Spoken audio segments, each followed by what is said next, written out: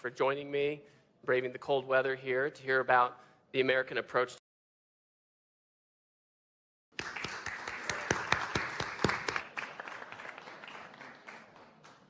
Well, thank you. It's great to be here at Davos House, USA with you all. Thank you for joining me, braving the cold weather here to hear about the American approach to international economic policy. I'm not talking about just what we're doing today. I'm talking about how the Americans have done it for centuries.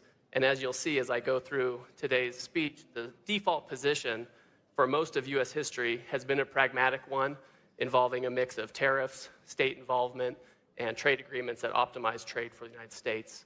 President Trump has revived this approach with great effect. I'll also describe in detail how this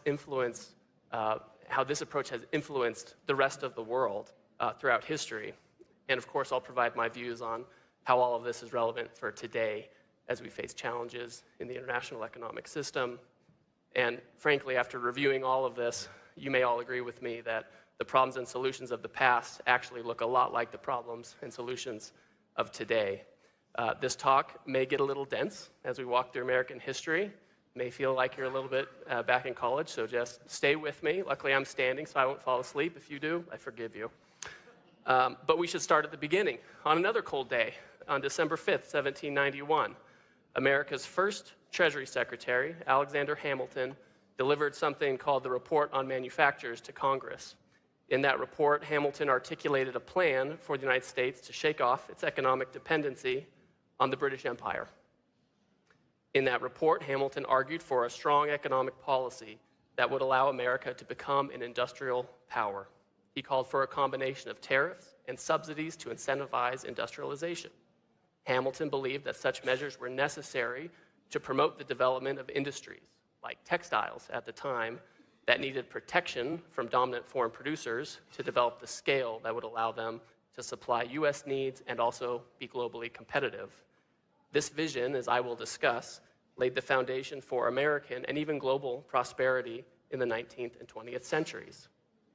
Hamilton immediately shifted from words to action. He created something called the Society for Establishing Useful Manufactures, and he founded the city of Paterson, New Jersey, to sustain this. It was a government-backed industrial organization, and it made large investments in textile infrastructure and soon blossomed into a massive and durable industry. This growth continued unabated for about 2 centuries, and by the 1890s, nearly half of all silk in the United States was processed in this tiny city of less than 9 square miles. Now, what's interesting is that the manufacturing ecosystem that emerged in Paterson made it a hub of activity far beyond textiles. New factories kept springing up in the city, making rail cars, pipelines, and weather balloons. A prototype submarine was developed in Paterson, New Jersey in the 19th century. And by the 20th century, Paterson had become an aerospace hub. The Curtiss-Wright Corporation turned out engines that powered aviation pioneers like Amelia Earhart, as well as the iconic B-17s and B-25s that helped achieve victory in World War II. But as the 20th century came to a close, the industrial might of Paterson began grinding to a halt. Other nations had learned Alexander Hamilton's lessons, while American leaders slowly forgot them. As the United States chose to favor more imports and mothball its original industrial policy toolkit, countries across Europe and Asia actually doubled down on that American toolkit. While American policymakers decided to abandon manufacturing and production to some degree, our trading partners pushed for dominance in sectors we failed to prioritize or even voluntarily let go. New Jersey lost almost 47% of its manufacturing jobs after 1994.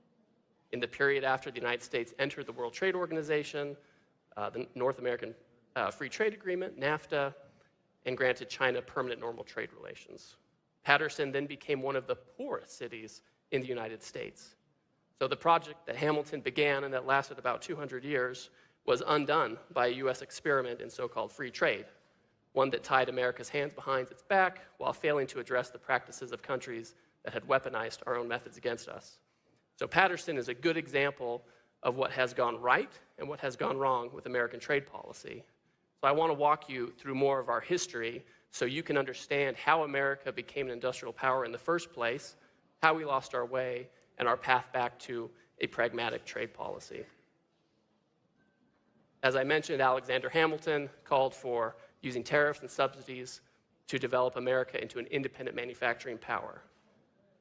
Hamilton tragically died before his 50th birthday. There's like a musical you can watch if you want more information about that. But despite that, others continued to pursue his vision. There was a Kentucky senator named Henry Clay, and he took up Hamilton's cause. The economic dependency on the British Empire that concerned Alexander Hamilton continued to loom over the United States. Following the War of 1812, Clay convinced Congress that we needed to take bold action in order to reverse this dependency and allow the United States to develop into an industrial power in its own right. Over decades in Congress, he crafted consensus around what he called the American system. This program combined high tariffs and state support for industry with a belief in the power of a large internal free market. In other words, the US Constitution was our most important free trade agreement, and countries outside the Constitution were not entitled to those benefits of freedom of commerce. Trade between the states would be free and seamless, but access from other countries was carefully limited to encourage the development of a robust American industrial commons. Government helped build canals and railroads and promoted competition within the country. The formula worked. Towns like Paterson, New Jersey, thrived. By the time of the Civil War, the American system had built up the beginnings of the American industrial machine. American per capita industrial output increased 525% from 1750 to 1860, eclipsing all other major countries other than the UK. However, American ingenuity and productivity was held back by Southern slavery, which kept the country tied to an exploitative and backwards planter class that pushed ceaselessly for free trade. Southern millionaires wanted to sell the cotton that their slaves grew to the British and buy cheap foreign manufactured goods in return, and had no interest in supporting American industry or any idea of a broader American project. The South at that time apparently preferred a colonial model for its own economy, with the South playing the part of commodity-producing economy. So it should come as no surprise that President Abraham Lincoln was a strong proponent of tariffs. Or in President Lincoln's own words, "My politics are short and sweet, like the old woman's dance. I'm in favor of a national bank, I'm in favor of the internal improvement system, and a high protective tariff." President Lincoln famously was among the first Republicans, and he set a policy for Republicans early on. President Lincoln had an influential advisor named Henry Carey. Has anyone heard of this guy? Seriously, who's heard of him? One, okay, one person, two? Okay, two people, that's good. That's actually pretty good. When I saw Henry Carey, I thought of Harry Carey. He's like this announcer for the Cubs from years ago, but okay, there's like 4 people who got that. But Henry Carey, he did more than anyone, arguably even Hamilton, I think, in laying out the rationale for America's development agenda, as I'll discuss later, his global impact, and he inspired much of the world to copy it. He had 2 core arguments, and they're worth considering today. First, Carey argued that tariffs were essential to create what he called a harmony of interests. In his view, growth in the domestic market should create more and better jobs for regular people, who then spend their newfound money on domestically produced goods, which then further grows the economy in a positive cycle. Carey argued that the resulting diversified economy would be more resilient and would actually grow faster by creating network effects across sectors and better tapping the diverse talents of entrepreneurs and workers. It was not a policy to curtail consumption, but was designed to promote consumption of domestic goods produced by Americans. And second, Carey believed in the dignity of labor, and he was a passionate opponent of poverty and exploitation, and of course slavery. His work for the Union helped dismantle slavery, but Carey realized that American abolition was not enough. He argued that the United States needed tariffs to counteract the effects of abusive labor and other practices around the world. He attacked the colonialism of European empires like Britain, France, and Spain. He explained that the United States needed to protect its workers from having to compete against abusive regimes that did not value the dignity of the people that they ruled. And he argued that we had to have this to avoid a race to the bottom, echoing many themes we hear today. Of course, the Union won the Civil War, and they took Carey's advice. America raised its tariffs on the world, and economic development surged even faster. And by 1913, U.S. per capita, am I on the right one? Yeah, there we go. U.S. per capita industrial output was the greatest in the world, 10% greater than that of the UK, and 600% larger than it was in 1860. According to one study, American industrial production soared by over 1,000% between 1860 and 1910. However, this growth did come with a negative side effect. Industrial magnates worked to capture the gains for themselves at the expense of the nation and formed cartels and monopolies to better exploit both workers and consumers. Enter President Teddy Roosevelt, who was in office in the first decade of the 20th century, and he realized that American development could not continue to be successful without a return to robust competition. For tariffs and protection to drive investment, firms in the domestic market must feel competitive pressure to invest and not just to raise prices and capture rents. So President Roosevelt, he did something about it and went to war with the trusts. In the process, he created the foundation for the antitrust law that regulates our markets today. And at the same time, Roosevelt doubled down on protection and American industrial development. In another interesting quote from a Republican president on trade, Roosevelt once wrote that in this country, pernicious indulgence in the doctrine of free trade seems inevitably to produce fatty degeneration of the moral fiber. So he didn't mince words. As the Great Depression set in a couple decades later, Congress famously, or perhaps infamously, raised tariffs through the Smoot-Hawley bill.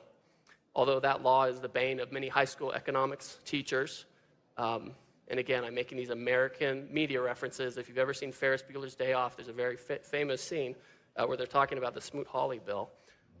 But even so, most economists, including Barry Eichengreen and Paul Krugman, they've made the point that the tariffs, they did little to worsen the crisis. They could have had a slight expansionary effect. They didn't have an inflationary effect.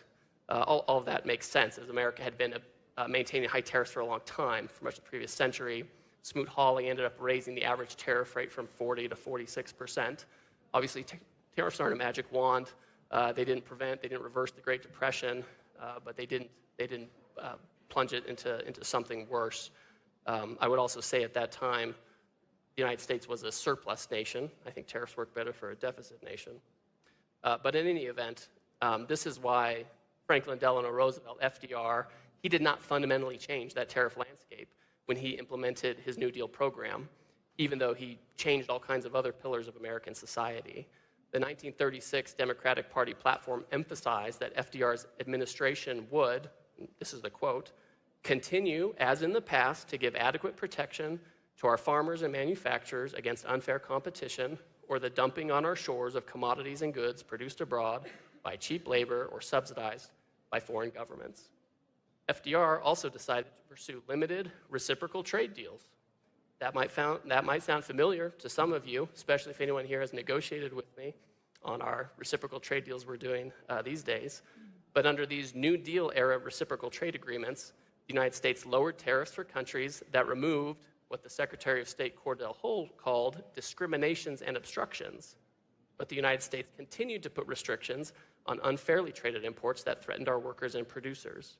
This made good sense, especially from America's position of post-war industrial dominance and given the desire to rebuild the world's economies after the war. And then, through the middle of the 20th century, American presidents were not shy to take bold trade action when necessary. Lyndon Johnson imposed 25% tariffs on pickup trucks that we still have to this day. This was the result of a trade dispute with Europe about American chicken exports, a dispute that also remains with us to this day, 60 years later. President Nixon, he put a 10% global tariff on the world in 1971 in response to an emerging, but small by contemporary standards, trade deficit. And through it all, America pursued the industrial strategy that Hamilton had laid out more than 200 years ago. We protected our industry from foreign competition where that was necessary to unlock growth or to counteract unfair production conditions abroad. The American project was pragmatic, it was multifaceted, it combined the power of market competition with appropriate government policy action to encourage economic development. We leveraged the same playbook when we faced the challenge of a large trade deficit back in the 1980s due to non-market policies in a resurgent Japan. Through quotas on autos, tariffs on steel, currency adjustment, and innovative industrial policy programs like Semitech to promote semiconductor research, we reversed course and powered into the 1990s with an unrivaled industrial base and innovation engine. But at the end of the Cold War, as many reveled in what they thought was the end of history, American policymakers largely jettisoned our historic and pragmatic approach to trade. Or perhaps they grew complacent on the assumption of endless prosperity. We pursued hyperglobalization regardless of the consequences, and we bound our hands with NAFTA and the World Trade Organization in ways that made it impossible for the United States to effectively respond to foreign practices and defend our industrial production. Now, other countries, on the other hand, they never forgot the American playbook. They had shaped their economic systems to learn from the United States and were not foolish enough to stop when the US decided to pursue globalization as an end in itself. The American system had become, in some ways, a global economic system, shaping the structures of economies far beyond our borders. For example, in the middle of the 19th century, a German economist named Friedrich List, he read Hamilton's work. He was inspired by it. He developed a comprehensive and influential theory of economic development that spread the American system around the world. List emphasized the importance of strategic trade measures to cultivate what he called the aggregate productive powers of a country over time. It's a very realistic approach to national economics. Like Alexander Hamilton and Henry Clay, List emphasized the need for tariffs to counteract the advantages enjoyed by powerful foreign firms, such as subsidies and entrenched economies of scale. And he also echoed the American call for robust domestic competition to promote productive investment. List's propagation of the American system had a potent effect on industrial development worldwide. Influenced by these ideas, Otto von Bismarck raised German tariffs in 1879, shortly after he unified Germany into one powerful country. The Germans who promoted this shift were explicitly influenced by Henry Carey and the American system. When he was speaking with industrialist Wilhelm von Kardorff, a prominent German advocate of Henry Carey's arguments, Bismarck, he actually apologized for his earlier support for free trade. Bismarck told Kardorff that, "Now I am a complete convert and want to make good my earlier errors." For better or for worse, Bismarck's experiment worked and set the model for Germany's rapid economic development. The American project also influenced trade and policy and economic policy in Japan. American ideas aligned well with the approach to economic development promoted by Meiji statements such as Okubo Toshimichi and intellectuals such as Fukuzawa Yukichi. The pioneering late 19th century finance minister, Matsukata Masayoshi, often invoked List and Hamilton when he successfully pushed for higher tariffs, a strong central bank, government support for industry. And the result was unprecedentedly fast state-backed industrialization in Japan, and it became one of the world's great manufacturing nations. So all of the economies of the world learned from the American example. Canada, their 1879 national policy significantly raised tariffs to promote Canadian industrial development. Much later, to address Canada's trade deficit, the 1965 US-Canada Auto Pact required US automakers to produce more cars in Canada. They didn't used to make cars there. In Australia, leaders in the state of Victoria cited Henry Carey and other American thinkers in promoting a series of tariff increases from the 1860s to 1890s. No coincidence that Victoria remains Australia's premier manufacturing state to this day. Sun Yat-sen, the Chinese nationalist, he emphasized developmentalist ideas such as trade protection, subsidies, state-backed financing that later inspired Deng Xiaoping and helped create the Chinese industrial juggernaut. And in Taiwan, science city clusters supported by the government provide the research, development, and manufacturing ecosystems for the world's greatest semiconductor manufacturing zone. So, wherever we dig into stories of successful economic development, we see Hamilton and his successors at work. That much is clear. So the question is, what got lost in the post-war global order? At the end of World War II, most countries, when you look at the history, assumed that Hamiltonian economic policy was the default among nations, and they planned around it. The negotiators at Bretton Woods and other economic conferences wrote new rules based on this and baked tariffs and trade measures into the post-war international economic order. That makes sense because all major nations had used tariffs and industrial policy to support their economic development. This was the world they lived in. The question for the international trading system, however, at that time, again, to quote Friedrich List, the German academic from 1837, was how can the common interests of the various nations best be served and how opposing interests could be reconciled? This was a particularly important question to a world still reeling from World War II. The Allies desired to create institutions to resolve economic conflicts amongst themselves while allowing different countries to pursue their own development agendas toward the goal of reconstruction. This was not an easy task. Solutions were not obvious. In retrospect, there are things we could and should have done differently, but that's the world they were facing. John Maynard Keynes, the British economist and the British representative to the Bretton Woods Conference, he had an idea for how this could be done. He argued that the international economic system needed to be organized around the principle of balanced trade. And that's what we talk about today. Nations could pursue what Keynes called national self-sufficiency through different models of economic development. But a requirement of long-term balanced trade would protect everyone against so-called beggar-thy-neighbor tactics. Keynes and his contemporaries like Joan Robinson argued that in most circumstances, a country's persistent global trade surplus is very strong evidence that it is pursuing economic growth at the expense of its trade partners. In other words, a country that is structurally exporting more than it is importing likely is harming the rest of the world just to fuel its own growth. It's not producing to meet its needs or to trade for import. It's trying to have a shortcut to growth at everyone else's expense. To put it even more clearly, a country should export in order to import. And if that's not happening, then it's a clear sign that something is wrong. Many of Keynes' most creative ideas for how to deal with this problem were left on the cutting room floor at Bretton Woods. He wanted a global currency, things like that. The system that emerged did not have a completely structural mechanism to discourage imbalances. And to be honest, the United States had a big trade surplus at the time, so maybe that had something to do with it. That being said, we are where we are today. But Keynes' arguments, they weren't completely lost. At the time, we drafted the General Agreement on Tariffs and Trade, the GATT, in 1947. It actually included several rules that reflected Keynes' ideas, the ideas of balance, the use of tariffs, etc. And this text, the GATT text, is still the text underpinning the World Trade Organization agreements. And these ideas of Hamilton and Clay and Carey, you can read them, you can see them in the GATT.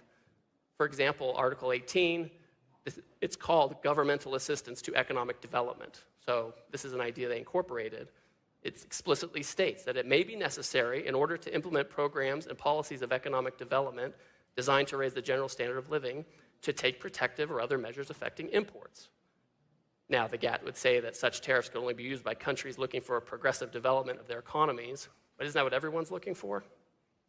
These days, lawyers in Geneva will say that that section is only for self-declared developing nations, but I think every nation wants to be developing.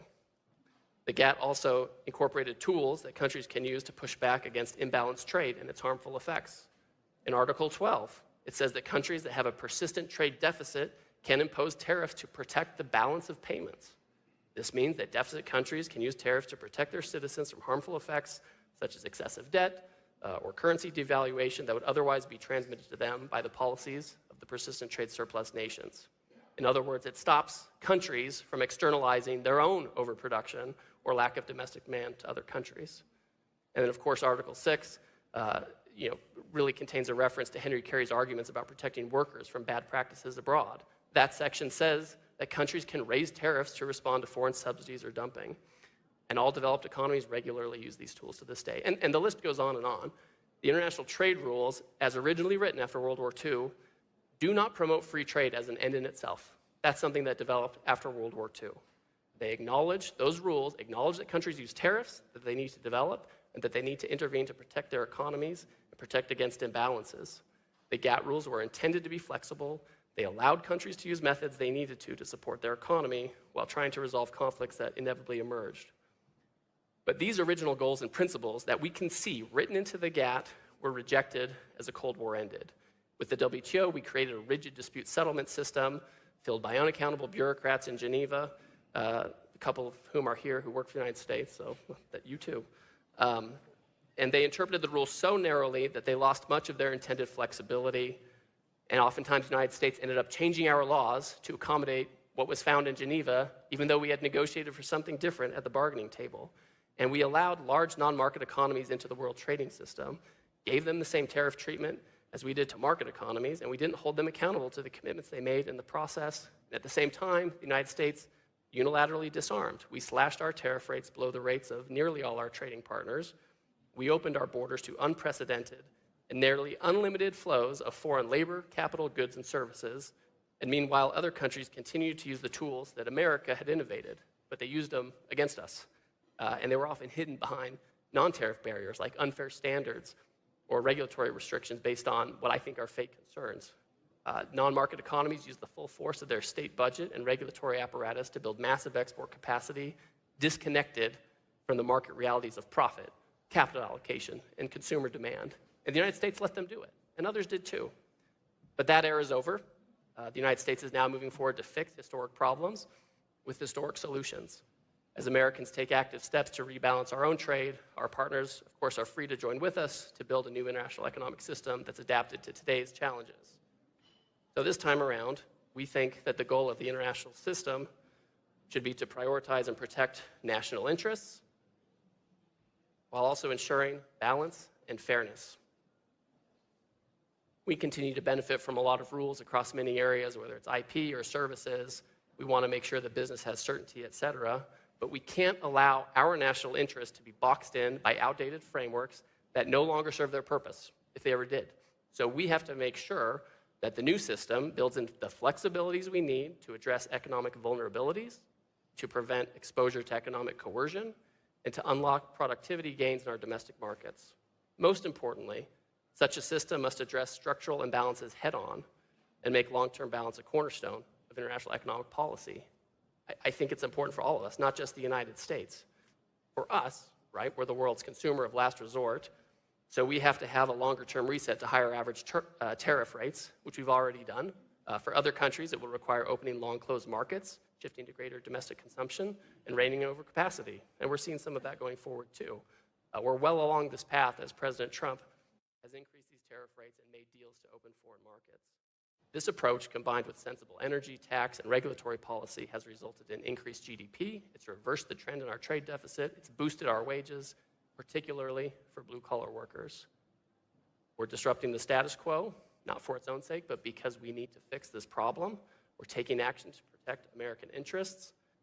The new system is emerging. It's in the interest of the American workers, producers, farmers, and ranchers. My guess is that people in Europe, the United Kingdom, and Mexico, and other economies are also vulnerable to non-market practices and overcapacity. More and more workers in those countries are seeing their own livelihoods disappear underneath them due to floods of cheap imports from abroad. So a balanced international economic order is in their interest as well. And if their politicians do not yet understand that they face the same pressures as America, their voters will probably let them know quite soon.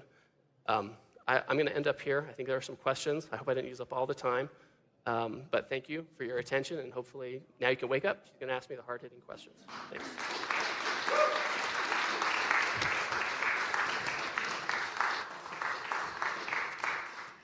Well, thank you for laying out the historic and arguments that are mainly economic arguments. I'd like to bring you to the present day, where the latest threat of tariffs is not based on an economic argument. The president is threatening to put tariffs on various countries in Europe because they are resisting what he wants, which is Greenland. Do you think that that is the right use of tariffs? So I would say that that is an appropriate use of tariffs. So I have, as you noted, I've gone over the economic rationale for all of this. In the United States, other countries as well, there's a long history of using tools that are at the nexus of economics and national security. In the United States, we have export controls, we have sanctions, we have prohibitions, we have things we do with SWIFT, things we do in conjunction with Europeans, things we do on our own. Sometimes countries agree with us, sometimes they don't. And so this falls into that category, right? This falls into, the president clearly has decided he doesn't want to impose full sanctions on countries all the time, but he can use a lesser measure like tariffs to try to also set the scene for whether it's negotiations or other geopolitical outcomes. You think that what the president is doing is setting the scene for negotiations? That's possible. It's something he's talked about. I think he's very clear on what he expects on that front. I'm not going to get ahead of him by any means. All I can say is the president has used tariffs, this term, for when countries have refused to take back illegal immigrants that came to the United States and committed crimes. Countries refused to take them back. For that instance, he's used them in other situations where countries are buying Russian oil, right? So there are a variety of geopolitical instances. Again, there's a long history of the US or other countries using tools that intersect with economics and national security, and this is one of those instances. I'm wondering whether that makes your life a bit more complicated. Oh, no, because, no, not at all. Because you spent all of last year negotiating trade deals. So the EU trade deal, for example, may not go through. It is now suspended, essentially. The EU is threatening to retaliate with tariffs as well, and you could get into this escalatory situation where everything that you have worked on will no longer apply. Well, let me make a couple points. First of all, Europe has done nothing to implement the trade deal. Nothing. So it's actually, for the EU to say, well, we're suspending it, what are they suspending? Their continued negotiations with us. Well, it hasn't been ratified. For example, when we made the trade deal with the Europeans, shortly thereafter, we modified our tariffs to be much lower. We cut them a deal on autos that other people don't have. We cut them a deal on other products other people don't have. The Europeans have not lowered a single tariff for us. They have their process. I understand they have their process. Yeah. My point is, it actually doesn't change the status quo of outcomes, which is what we're focused on. Now, does it complicate negotiations? The Europeans have said that it does, so I trust them. They know their situation better than I do. I'm always open to having silos and compartmentalizing. I understand the Europeans feel differently. I've had communications with our counterparts. I'll see Maros Šefčovič this week. We'll have further discussions. Listen, I operate in the real world, right? I know the kind of effect this has had on the European view of the United States and the trade agreement. If the Europeans have decided that they're going to loop the trade agreement into Greenland, and they'll come back and say, well, no, you looped the trade agreement into this. The reality is, if you look at the trade agreement as drafted, the joint statement, it doesn't solve every problem, nor was it intended to. There are things that are not addressed in the trade agreement. It doesn't fix all of the agricultural issues we have with Europe. Some of them it does. It doesn't fix the regulatory issues, which are hugely problematic. It doesn't fix pharmaceutical price. There are all kinds of things it doesn't fix. And so the idea that somehow this was a comprehensive trade agreement, that was never the idea. So we can have different things going on at the same time, and I think we have to. So let's just look at this from their perspective for a sec. If there is a trade agreement between two countries, then, and tariffs can be imposed for other purposes, then what is the value of this trade agreement? I mean, don't you worry that the negotiations that you are conducting, even if you sign agreements, what is the worthiness of these agreements if you can have tariffs beyond the agreements? Yeah, I mean, I think when you have a trade agreement, and if something happens outside the bounds of that trade agreement, like this, countries have a decision to make, and they're going to base it on their domestic politics, on what they think they need to do. And part of what I've been discussing this whole time is that trade should be focused on national interests, and that we shouldn't be bound to agreements that tie our hands. And so if the Europeans have decided, we're not going to be bound to this, we think it ties our hands, we're going to do something else, that's a European choice. I don't agree with them, right? I think we can compartmentalize. If they feel differently, then that's their national interest, fine, but then they enter into a world where the escalation you're talking about can happen, right? Listen, I'm a realist. I live in a realist world. If the Europeans decide to roll everything together into a trade agreement that by its terms was limited to some of the most important issues, that's a sovereign decision for them. So what you believe in, you mentioned the word compartmentalize. So you think that you can have these agreements, and then if something happens beyond that, then you have to address it completely differently. Well, I think you That's can. a completely different basis. I mean, listen, things have always happened. Take the Japanese, for example, okay? We've always had great relations with the Japanese. We've had a good security relationship. But in the 80s, we had a trade war with the Japanese, right? And we ended up taking strong trade measures. But they were able to compartmentalize, and so were we. I'm not saying it's easy, and again, I'm being realistic. I'm not pretending that it's easy for the Europeans to do this. It's clearly not. But there is a history of doing this. When we have a trade dispute at the WTO or something, that's an isolated dispute. When we do anti-dumping countervailing duties, that's an isolated dispute. I mean, it is part and parcel of trade. I mean, it gets this idea, there's this suggestion that somehow we can get to a spot where everything is perfect and working, and it's just not. There are always going to be issues. you should negotiate deals that address the issues as best as they can. That's what you should do. And then you have other issues that happen. You have to deal with them as they come. I mean, until we get to the point where Europe has eliminated all of its digital trade issues, India's taken all its tariffs down, China stops subsidizing, then maybe we can all hold hands and sing the song of globalization together. But until then, we're going to have deals, we'll have setbacks, we'll go forward 2 steps. I mean, it's just the reality of the world we live in. What's interesting to me is that the US has sort of moved on to this new reality, but you are in the driving seat, and so you can drive that reality. And others who are, at the receiving end find it a lot more difficult to keep up or to find a strategy to deal with it. For them, this is just chaos. Well, for us, we're catching up for years where we allowed extremely non-reciprocal relationships. For us, our actions on the trade side are largely defensive. We have this massive trade deficit, which you'll have some people say trade deficits don't matter.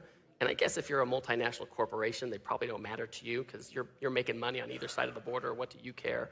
But if you're like an auto worker in Ohio or you're a HVAC equipment manufacturer in Michigan, deficits matter to you because it represents a consumption, production that could have been produced in the United States for consumption there. So it matters. And I would say that for us, as we try to rectify this deficit that's been going on for some time and really exploded by 40% in the last 5 years, these are defensive measures. I mean, that's why I kind of went through the history so everyone can understand we've had deficits before and we've taken action before. We've had imbalances before, we've taken action before. There are times when we've been the ones with the surplus and countries have taken action. So you've talked in the past about the need to secure supply chains, and we saw China choking off the supply of several rare earths earlier this year. Does their control of this supply chain limit how you approach China? Because this is an ongoing negotiation. Well, I think it makes us realistic about it. Even in a world where we weren't dependent on China for its supply chain, President Trump would want to have a constructive economic relationship with them. Certainly. I will say that when the Chinese come in and say, we're going to control the world's supply chain for rare earth minerals, you have to have a conversation with the Chinese about why that's the case and what can be done to have that flow coming, right? And you know that we did a deal where we lowered our tariffs a little bit. They're still subject to about an average 45 or 35% tariff, somewhere thereabouts. So does it limit it? I don't know if that's how I would say it. We want to have a good relationship with the Chinese. It complicates it, right? I mean, we know that if they want to escalate, they can escalate. We could escalate too if we wanted. We have all kinds of things that the Chinese need. It's not really in the interest of the United States to escalate to have a giant trade war that can result in cutting off rare earths, nor us cutting off things we sell into China. You seem to often in the behavior of the administration to think that China is so powerful that you really need to manage this relationship. But when it comes to Europe, you're a lot more, you're more willing to push Europe. Is it because you see Europe as being much weaker than China? Because Europe is your ally. So I think the premise is just wrong because we have much higher tariffs on China. A lot of their investment doesn't come into the United States. We export control a lot of things. So, I mean, it's just to suggest that we're treating Europe more poorly than China is just out of line with the facts. I mean, we have been, since 2018, we've had very substantial tariffs on China. There have been export controls on China that they hate. There has been investment scrutiny that the Congress of the United States has stepped up. I mean, it's just, these are just things of a totally different nature. I think for the United States, well, let me make one more point. Our trade deficit with the EU this year might end up, or for 2025, might end up being bigger than our trade deficit with China. We reduced that trade deficit with China by about 25% last year. So when it comes to imbalance, we have a huge imbalance with Europe. You've had huge access into the US market for many years. We've had limited access into Europe. You limit our agricultural imports, you limit our industrial imports, and you have a huge surplus with us. And it's not because Europe is particularly competitive. I know I'm here in Europe, and I've spent a lot of time in Europe. I have children born here. I like Europe. But the reality is you're not competitive. Most of us here have read the Draghi report. We know you have bad energy policy. The fact that you have this massive surplus with the United States can't be due to competitiveness. You look this year at China's trade surplus, which keeps going up. Definitely, it's lower with the U.S. But China, by putting a lot of pressure on China, China is actually expanding elsewhere. And surely you do care about the economic influence of China. Well, first and foremost, we worry about the American economy. And so we've taken measures to protect against overcapacity. Certainly from China, they're the biggest offender, but there are other Asian economies, Vietnam, elsewhere, who have a lot of overcapacity. They have high tariffs too. I can't change other countries' trade policy, right? I can't force them to take, measures to protect their own economies. All I know is, we can control some levers in the United States with the executive authorities we've been given. We've taken care of that. I remember in 2018 going to, business representatives from a large Western European country, and we told them we're going to put tariffs on China to control for unfair trade practices and overcapacity. What are you going to do? And they said, we're going to out-innovate the Chinese. Now, I've met the Chinese, and they're becoming quite innovative. So I don't think that was the great policy. And now here we are, 8 years later. If I were outside the U.S. and I was one of these countries that was facing overcapacity from China or elsewhere, or Vietnam, et cetera, I would think about the type of interest-based measures I could be taking, and that countries have taken for literally hundreds of years. So you think the EU should put tariffs on China? Well, I'm not going to say that in a public forum. Why not? Go ahead. Well, because I'm just trying to get along with everybody, right? I'm like the good cop here. This is not what's going to get you to get along with them. Let's talk about the U.S. economy.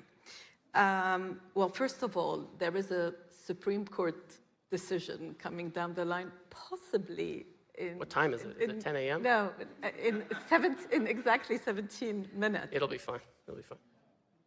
That's what you're expecting, that it's going to be fine? Well, first of all, we don't know if the decision's going to come down. Yeah. First of all, we've had the past 2 weeks where everyone went to the court, and Justice Sotomayor came out and she said, why is everyone here?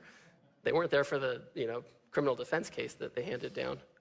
So the case will come down eventually. The administration gave the court a clear pathway to find in favor of the administration. I won't go into great detail about this, otherwise I won't stop talking about it.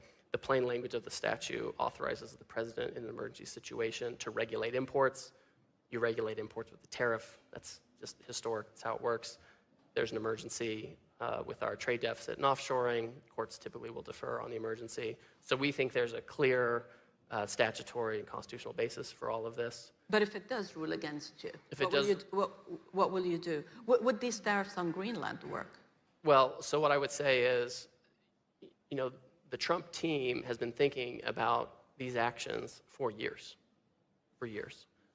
And my sense is, had COVID not happened at the end in 2020, you probably would have seen broader action even then.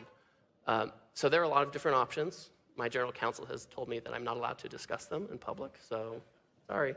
But there are a lot of different plans available. The president chose to use IEEPA because it is the most appropriate to the situations we're facing. For the emergency like the trade deficit, for emergencies related to national security, it's the most appropriate. So if we aren't allowed to use that, there are other tools we can use, certainly, but IEEPA is the most appropriate.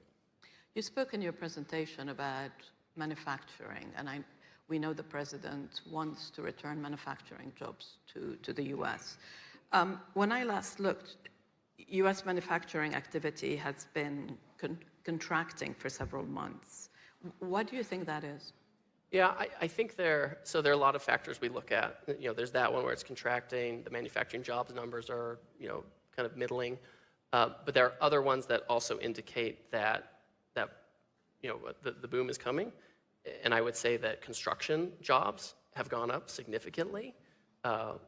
Manufacturing productivity has shot up over the past year.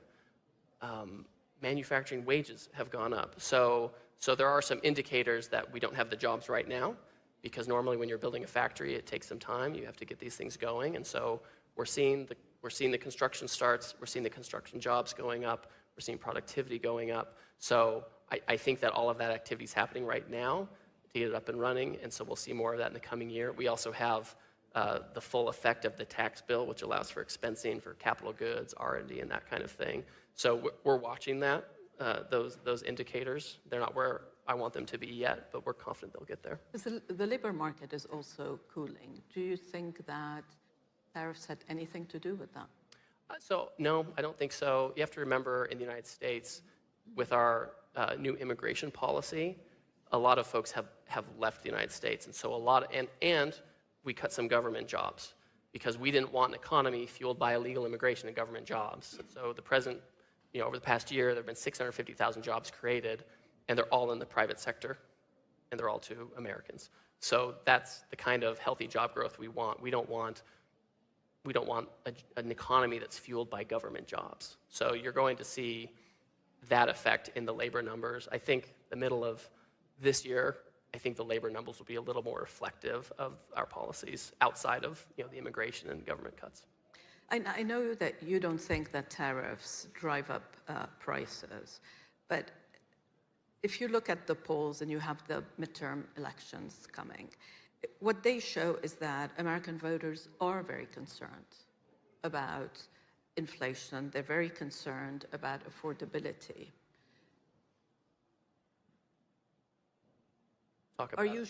Well, talk about it, but also, I mean, how is it that you believe that tariffs had nothing to do with prices? So if you look at the drivers of inflation, these are all related to services we don't import that are subsidized by government. Healthcare, housing, education. This is or energy to some degree, right? So these are areas we don't import these things. That's where the largest impact of inflation is. And if you look at where we were in the Biden administration, I think we hit a high of 9% or something like that. We're now down to 2.7. I mean, that's huge progress. And then when you look at the actual, inflation numbers for goods, there are a few goods here and there where we have seen high prices, right? Beef is one of these. That's related to the size of the U.S. cattle herd, right? It's cyclical, and every 10 years it gets low, and then you build it back up. Things like coffee, like tariffs can't control a weather event in Brazil 18 months ago, which affects, commodity prices and the downstream.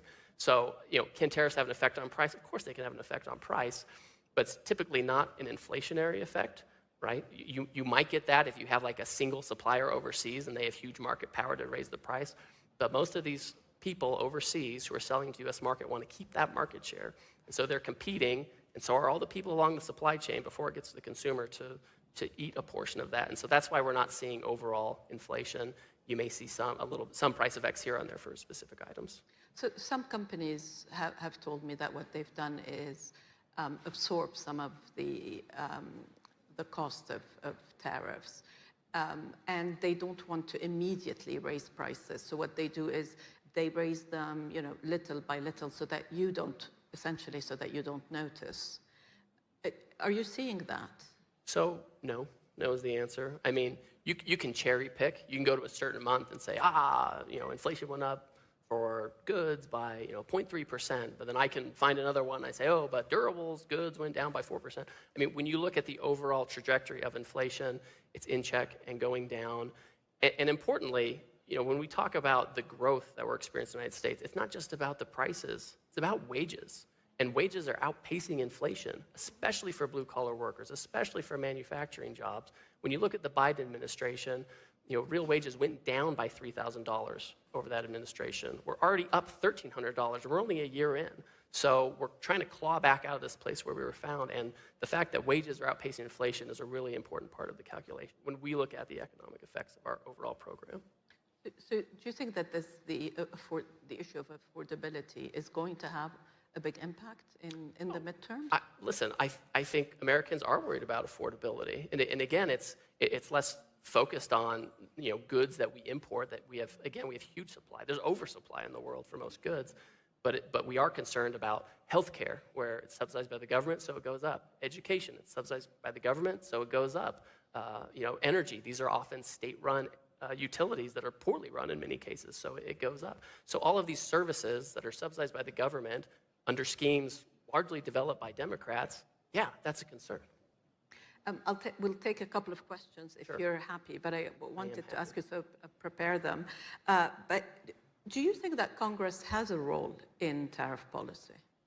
Yeah, if you go to Congress today, the members of Congress will start off by saying, Article 1, Section 8 of the Constitution entrusts tariff policy to the Congress of the United States, and that's true, and that's written down. And Congress, frankly, in its wisdom, has delegated a lot of that authority to the president, whether it's to investigate unfair trade practices, or do anti-dumping and countervailing duties, do national security tariffs, do IEEPA tariffs, do safeguard tariffs. So there are a lot of delegations that give the president broad authority because the president is executive and he can act and he has a team and he has experts. Congress doesn't have those kinds of tools, so that's why over time they've delegated a lot of it. If there is a question, you can raise your hand. The other thing, okay, go ahead. I was going to turn to something else, but go ahead.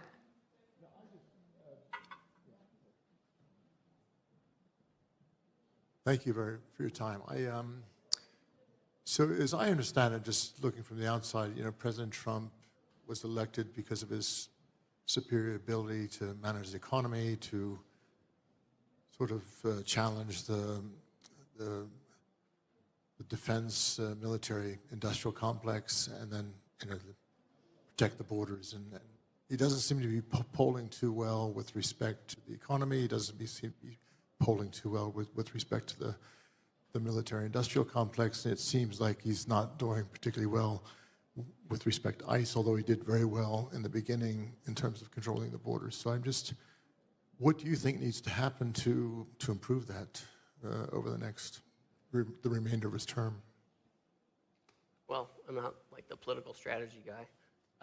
The reality is the policies that the president is implementing, whether it's domestic policies on immigration, which was a big reason why he was elected, external policies on trade and economics, another reason he was elected, energy policy, where we're pumping more oil than we ever have, and the price of gas is down lower than it's been since 2019. The president's essentially competing with himself now from the first term to have lower gas prices.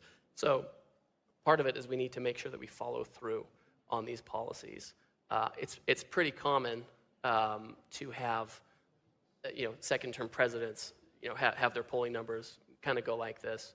And for every poll you can find that says he's doing poorly, I can find one that says, well, at this time in President Obama's presidency, he had very low favorability, or President Bush was lower. So, in any given moment, you can kind of see different things. What I look at is wages are going up. GDP last year was at 3.2%, higher than expected. It's projected for 5.4%.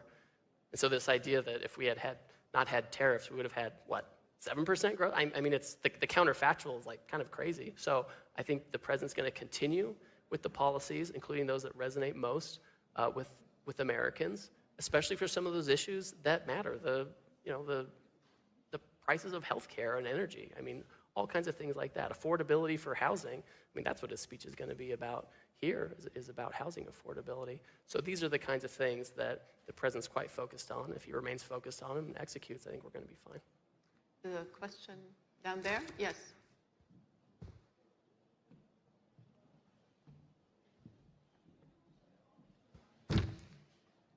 Hello, I'm a journalist, Alina Trabatoni. I wanted to ask you if you could comment on how the energy dynamics could change in terms of the European-American relationship with these latest developments. Also, given the lots of change, I mean, Europe is very dependent on the US for LNG and all the various developments that have taken place over the last couple of years on that front.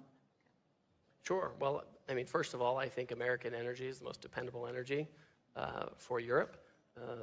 I know Europe has their climate goals, which are different than U.S. climate goals, but LNG is something that is a relatively clean fossil fuel compared to others. I think that Europe's continued reliance to some degree on Russian oil is just I can't, it's so dissonant to me, right? I mean, maybe this is how, the Europeans feel when they hear the Trump people talk about things, but when I see the Europeans, coming to wanting to come to the defense of Ukraine, but literally sending money to Russia, I just, I can't even make that make sense in my own head. I mean, obviously, the United States is always going to be a better source for LNG, et cetera. Obviously, we have the Gulf and others. At the same time, Europe has rules in place, rules about methane, CSDDD, all these things that make it look like they're fighting really hard against getting LNG from other countries. So to me, it's a schizophrenic energy policy in Europe. In this instance, I credit the French for leaving those nuclear reactors on. I mean, good on them, right? I mean, I think that we have to use whatever energy makes the most sense for our country. I think that the United States will continue to be a great source for LNG for Europe and the world, and we are happy to work with Europe to find a way to supply them. Two more, if you're okay with that. Yeah, go ahead. Hi, Ray Wong with Constellation Research. So after we reset our tariffs and reset our trade agreements, what are we going to do to create a similar Belt and Road type initiative to bring the carrot back after the stick? Yeah, I mean, I think a lot of that is going to happen organically. I think, for example, with things like critical supply chains, that is probably the place to start. We've had conversations with many partner countries on critical minerals, for example. We've had quite detailed, memorandas or negotiations exploring, potential trade tools like price floors to make sure that new projects aren't undercut by, dumped critical minerals. We've talked about specific projects in certain countries. Australia, for example, we have a list of projects we're working on with them, and the United States is deploying tools from the Exim Bank or Development Finance Corporation. We're partnering with the private sector to try to get these things up and running. So I think that is more of a, it's more market-based. It's trying to use government tools to push projects that might not be economically viable over the edge to where they are, whether it's by having a price floor or a tariff or a little bit of support from a institutional, government institution, financial institution. Those are the types of things that I think are more fitting for the way America wants to do things and its allies. Thank you.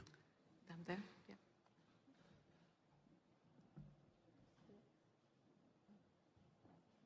Hi, Ambassador Greer. Nice to see you again. Last time you gave a great presentation at the Economic Club of New York last year. And my question today for you is that recently we have seen that Canada and China are re-engaging a very constructive way. And so from a standpoint of U.S. trade policy, does that raise any concerns? Thank you. Thanks. So when you look at the substance of that agreement, it's a fairly discrete trade, not unlike the kinds of trades other countries might do. A few years ago, Canada put a big tariff on Chinese electric vehicles of 100%. China retaliated, as they're wont to do, by cutting off canola oil going to China. Did you know that the word canola is like a made-up word? They said it's like oil from Canada. It's made from rapeseed oil, and that's like not an attractive kind of word, so they called it Canada oil canola. Anyway, things I've learned in the past week. So that's kind of a national interest type of trade they made. This is why you hear President Trump, when he's asked about it, what do you think? He said, well, it's in their national interest. Of course they're going to do that. I think there's a broader question, less about the substance of the immediate deal and more of, is this really a change in their orientation? The reality is Canada's GDP is 75% dependent on the United States. Canada's geopolitical decisions are not the hinge on which history swings, right? There's still going to be a ton of trade between the US and Canada. We have an agreement. We'll see how that goes. We're in the review period. Our own view is any trade with Canada needs to be in the American interest. And if they enter into agreements or negotiations with other countries that are against our interest, we'll account for that. So far, the content of this particular deal, we're watching it cautiously, but it's a trade they made, and we'll see what happens next. I think that's it. That's it for. Okay, go ahead. Had one. If we can go 1 minute over time. Thank you very much, Urszula Gatek, Polish Public TV. Ambassador, when you mention the trade deficit you have with Europe, you seem to ignore intangibles. Some statistics suggest that if you take into effect the whole digital economy, you actually have a surplus with the EU. Would you care to comment on that? Yes, because you fell into my trap.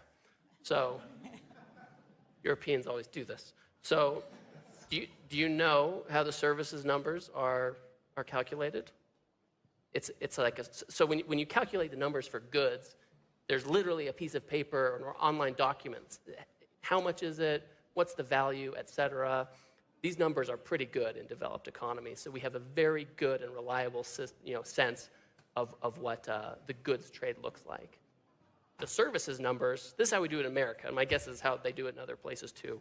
We have an agency, the BEA, and it sends out surveys to every firm in America, right? They send it out, and they say, if you don't answer the survey, we can subpoena you. I have never heard in my entire life of anyone ever being subpoenaed to provide the services data. So first of all, you're getting back what's effectively voluntary data from firms, and half of it's made up. Because when you look at it, it's an unintelligible form. And you don't know how much to account for US or overseas or anything. So the numbers are quite unreliable. Case in point, if you go to the UK and you say, what's your services balance with the United States? They'll say, oh, well, in the UK, we're proud to have a services surplus with the United States. If you go to the United States, they'll say, well, we're proud to have a services surplus with the UK. So those numbers are bunk. And on that note, great, that's it. Thank you.